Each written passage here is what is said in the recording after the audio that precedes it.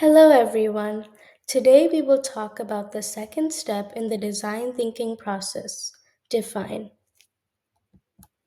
In this step, we need to define the specific problem we are trying to solve.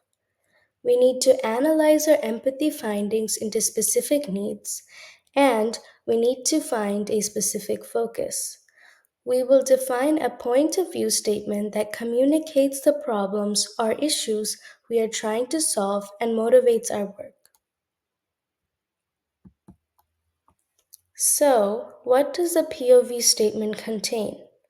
It contains the user, their needs, and our insights. Here is a good point of view statement example. Users.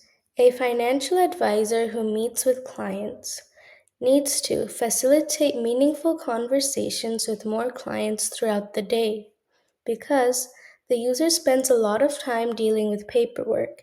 His real passion and where business grows is through genuine conversations with clients. Paperwork and account management is essential to the business, but by the time he is working on those logistics, the sale is made and it is unprofitable time. Thank you for listening, and we'll see each other in the next video.